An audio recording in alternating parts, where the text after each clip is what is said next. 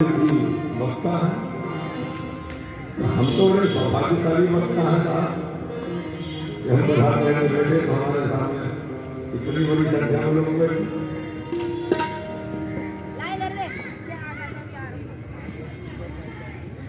बात आपको सुनने क्यों आना चाहिए?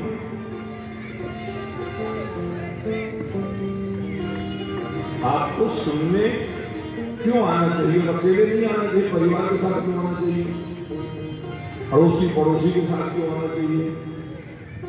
ये भी काम की बात है। और मुश्किल मार के क्यों सुनना चाहिए? एकदम मुंह लटका के नहीं सुनना चाहिए।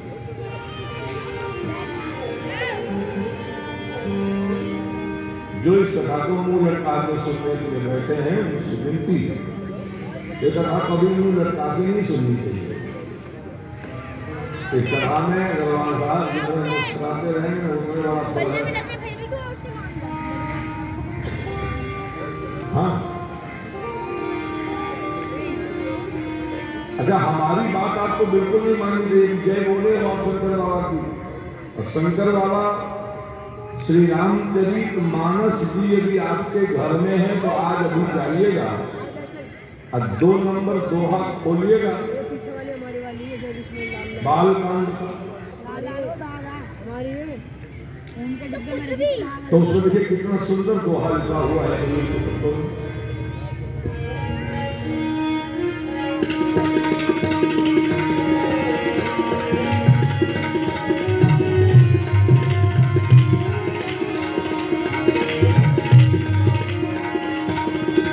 यहाँ देखिए शब्द में ध्यान दीजिएगा। सुन समझहि जन मुदित मन मत्यहि अनुराग लहै चार फल अखत धनो साधु समाज प्रयाग साधु समाज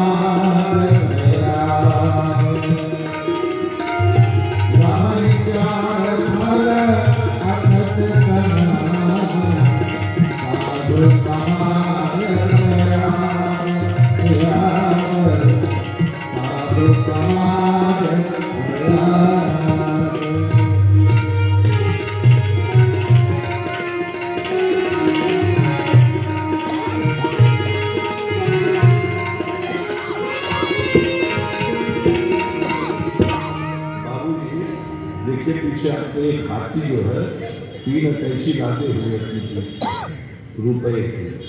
हमने पूछा तो उससे गाड़ी रोक करके, बाबू आप कहाँ जा रहे हैं ऐसी लाद के?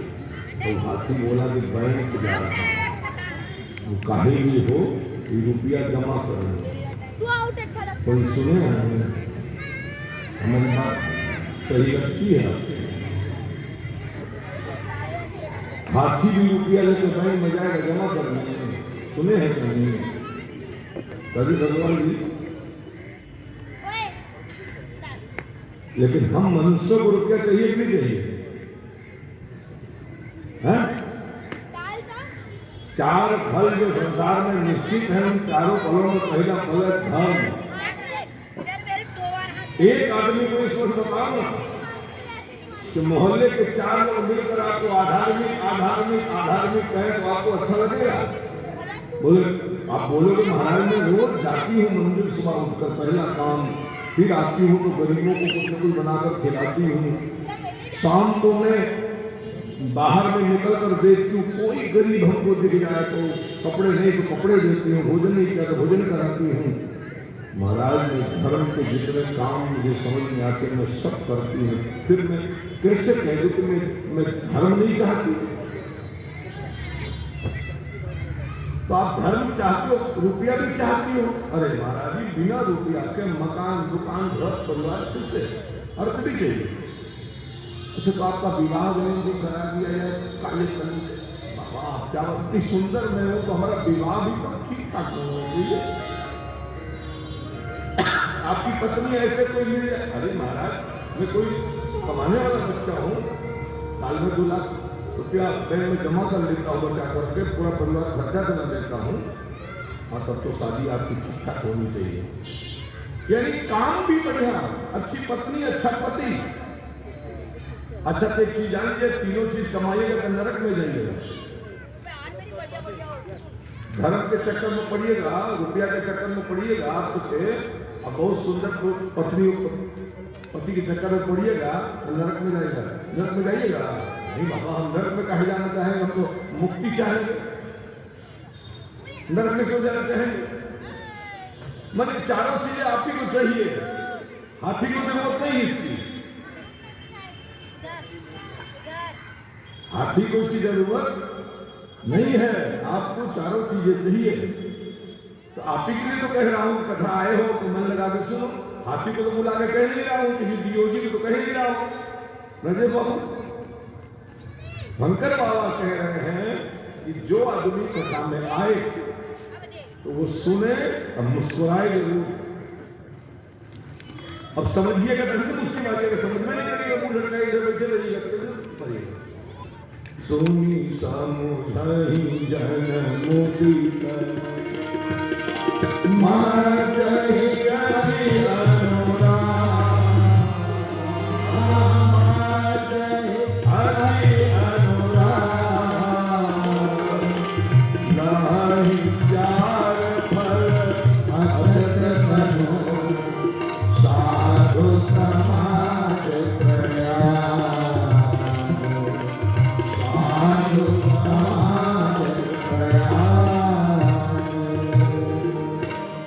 लहई चार फल इसी धरती से मिल जाएगा। लेकिन कब? जब कथा सुनने आप आइएगा, अब मुस्कुराते हुए सुनिएगा, बगलिया में बतियाते हुए सुनिएगा, तब नहीं, मुस्कुराते हुए बिना मुंह लटकाए सुनिएगा।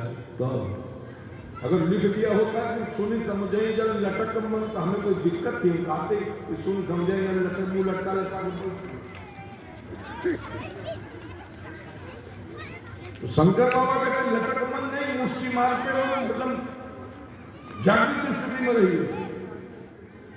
तो क्या मिलेगा? चारों फल इसी जीवन में पा जाइएगा महाराज, धर्म अर्थ काम मोक्ष चारों आपको मिल जाएगा।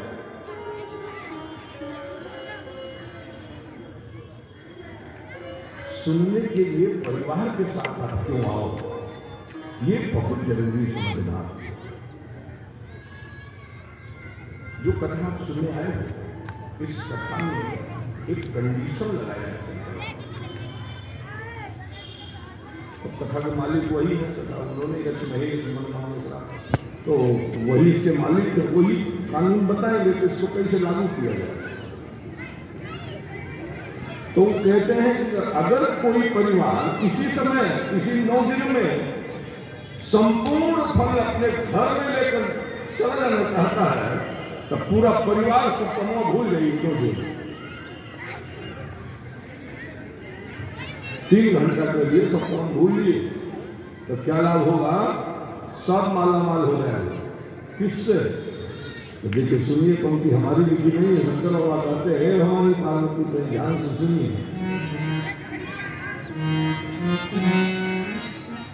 जे शब्द लगाया तो कोई वैष्णव हो, कोई वैष्णव भी नहीं हो पाया है, कोई डॉक्टर हो, कोई इंजीनियर हो, लेकिन अगला साहब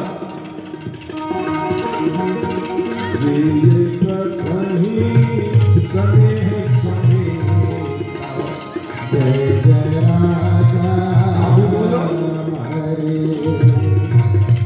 यही कथा है स्नेह समेता। जय जय राजा हरि हरि सुनि हरि समुझि सचेता। जय जय सीताराम हरि हरि सुनि हरि समुझि सचेता। जय जय सीताराम होई हरि राम चरण अनुरागी। जय जय राजा राम हरे। होई हरि राम चरण अनुरागी। जय जय राजा लगा राम हरे अलिमल रहित सुमंगल भाई जय जय सीताराम हरे अलिमल रहित सुमंगल भाई जय जय अगर आप लोग समझ के सुन रहे होंगे तो जरा बताइएगा, हाथ नहीं उठाइएगा, सब मान लीजिए कि समझ के सुन रहे हैं, और जो हाथ उठाएगा उसको मान लिया जाएगा तो समझ के नहीं सुन रहा। इसमें कितने ऐसे लोग यहाँ आकर बैठे हैं जो ये चाहते हैं कि हमारा तो मंगल हो, हम मंगल पार्टी के मेंबर हो जाएं, लेकिन हमारी पत्नी न हो मंगल पार्टी की मेंबर। हमारी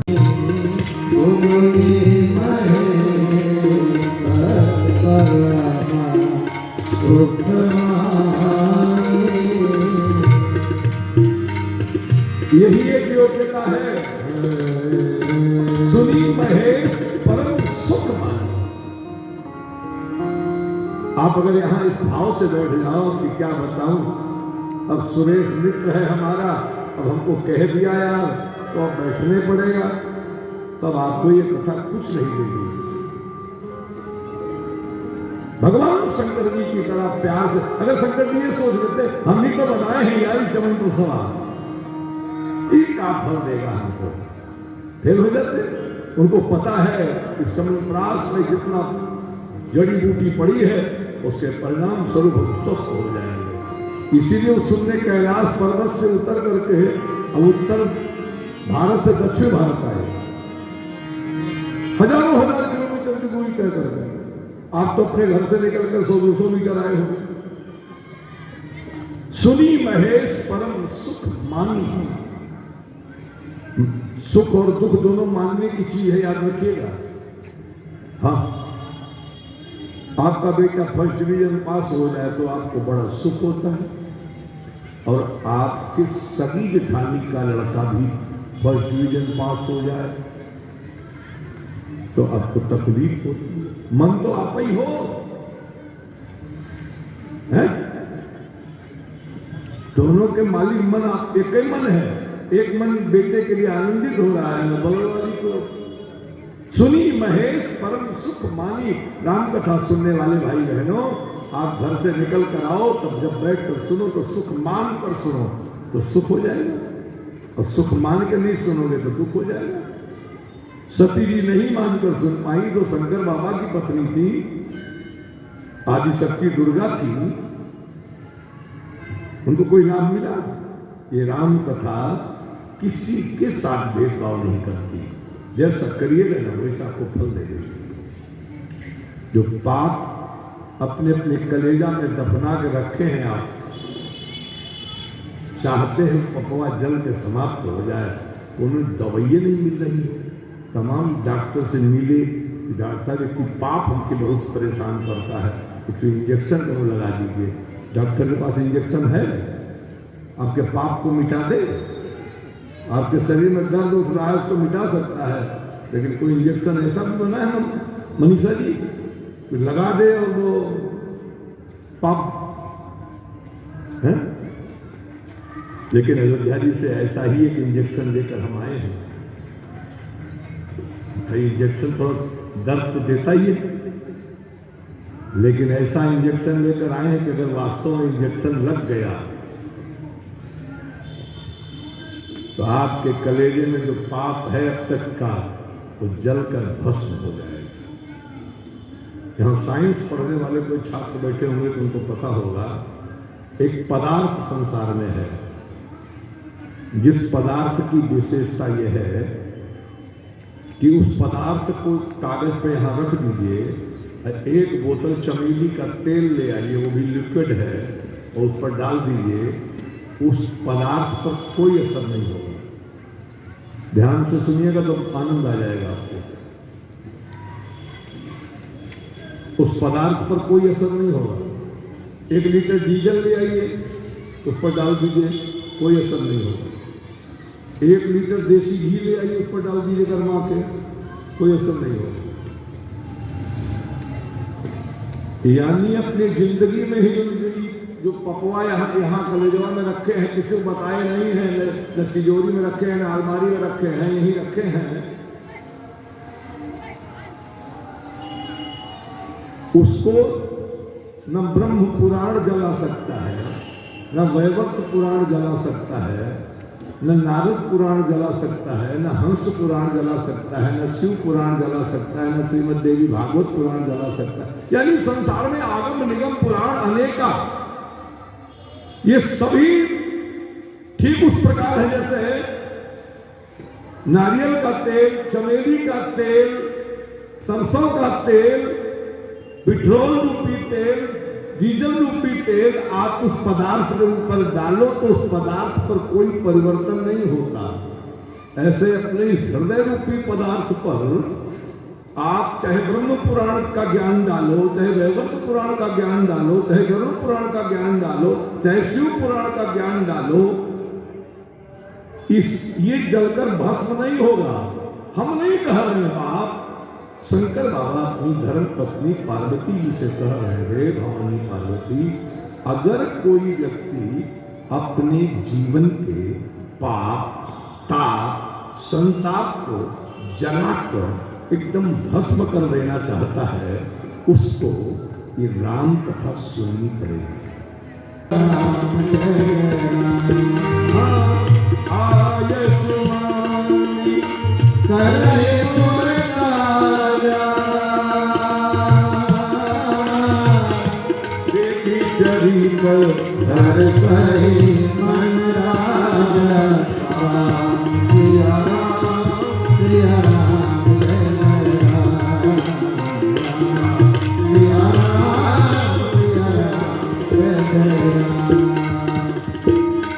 तब जब दाढ़ी वाले बाबूजी यहाँ सुनते हैं कि भगवान राम जी के पिताजी के सामने राम जी जाते थे, प्रणाम करते थे, आज्ञा मांग कर काम करते थे, और कहीं संजोग से अपना बेटा आज्ञा मांग कर काम न करता हो, तब केवल और केवल रोना आएगा और क्या आएगा। ये भगवान हम कितने अभागे पिता हैं। एक दशरथ जी थे, एक हम हैं, वो भी दाढ़ी रखते थे, हम भी दाढ़ी रखते हैं, लेकिन ये क्या हमारे साथ दुर्भाग्य है। उस समय जो लोग कथा में बैठकर सुनेंगे, सिवाय प्रायश्चित के कुछ करेंगे।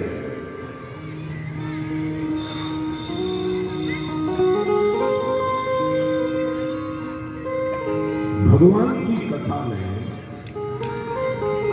केवल और केवल अमित बाबू ध्यान दीजिएगा, भगवान राम जी की कथा में केवल और केवल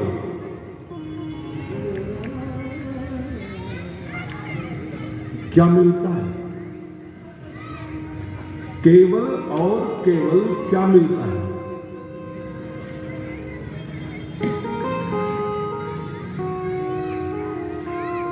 सुरेश त्रिपाठी जी की बुआ जी मन से सुनिएगा।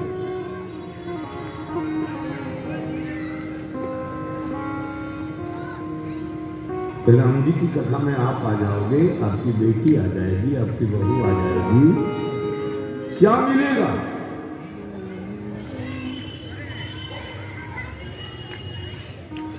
पूर्णम पापहरम, क्या मिलेगा? राजेश जी, आप तो यजमान है ना, है? कहीं दौड़ते हुए आइए मंच पर, फुल स्पीड में आइएगा।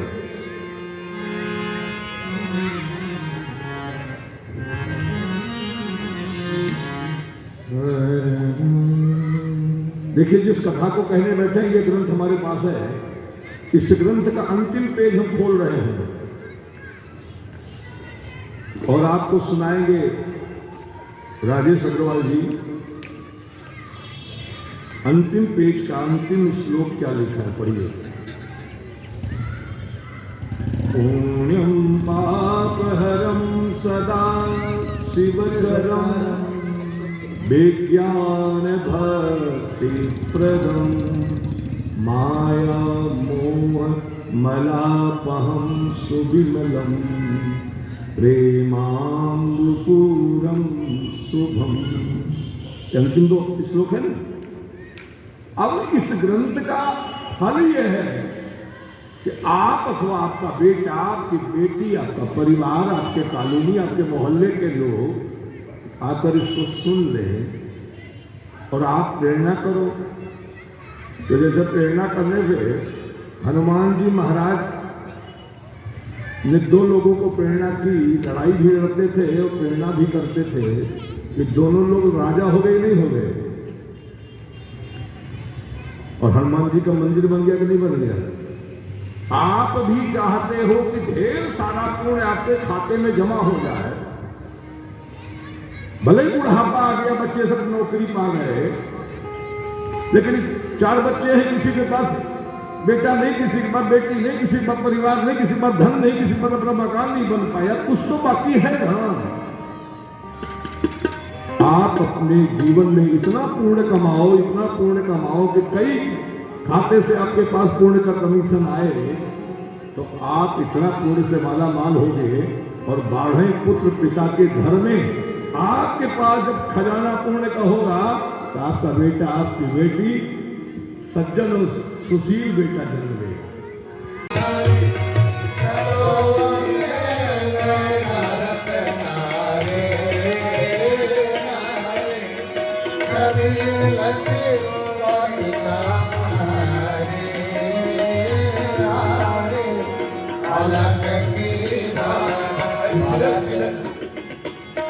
अलग की बरन पलक की साग सिया की खानी खानी तेरा दे जगत जगत रानी